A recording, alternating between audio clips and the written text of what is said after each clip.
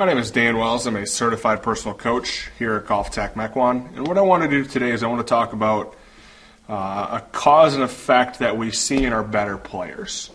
I have myself here as the example, and what I want to show you, there's a couple swing faults that I fight. The first swing fault would be I tend to swing the club down a little steeper than the initial play line. So my golf club gets pushed out a little bit over the top. So that would be swing fault number one.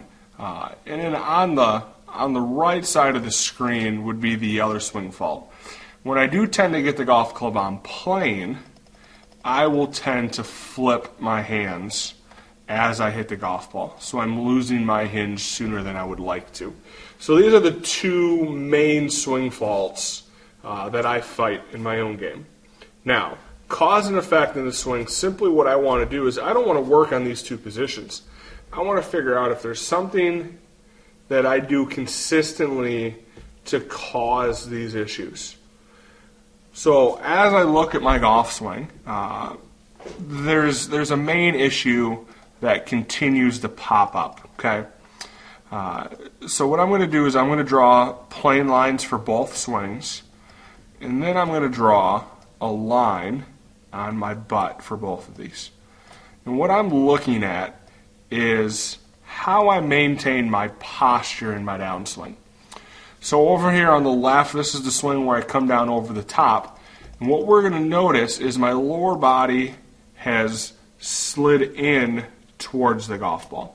And as that happens, that forces my golf club a little bit over the top. On the right, I managed to get the club coming down on plane, or closer to plane at least, but my lower body has still slid in. What happened on the right, and the swing on the right is the one where I lose my hinge, my right elbow gets stuck or trapped on the side of my right hip, so I'm not able to maintain hinge. On the left side of the screen, you can see that my right elbow gets more in front of my right hip as I come down, which would allow me to maintain some more hinge. So my loss of hinge and my poor swing plane are both caused from losing my posture in my downswing. So now when I set out to work on my golf swing this winter, my goal first is to fix my loss of posture to help make my golf swing more consistent. Okay, now what I'd like to do is give you a couple drills that we can use to work on the posture loss. The first drill, all we need is just a chair, preferably about hip height with the chair. What we're going to do is when we set up, we're going to set up with our butt up against the chair.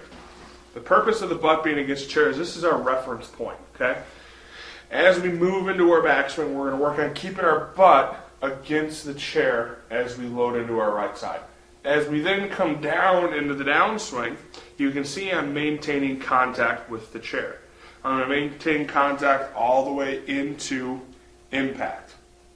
What we don't want to see is as you move to the top, as you come down, you lose the contact with the chair. That's essentially the posture loss or what we're trying to fix. So again, as we go to the top, contact with the chair. As we come down, we're maintaining contact. The second drill is more working on a feel of what we're trying to achieve with the posture loss. So again, what we're going to do is when we set up, we're going to move to the top of the backswing. What we want to feel is our left hip pulling straight backwards as we move down. When you lose posture, what happens is the right hip moves up to where the left hip was. So you can see we've now scooted in towards the golf ball. So again, as we're at the top of the backswing, we're going to take this left hip, we're going to pull the left hip backwards. It's going to help our hips clear out of the way, all the way into impact. We're really going to feel the weight in on that left heel. So, top of the backswing, pull the left hip backwards as we initiate that downswing to help you maintain that posture. So I've hit some golf balls, done the drills a couple times, have worked on maintaining my posture. So what I want to show you now is how I've done. The swing on the left is my old swing. The swing on the right was the one I just hit while working on the drills.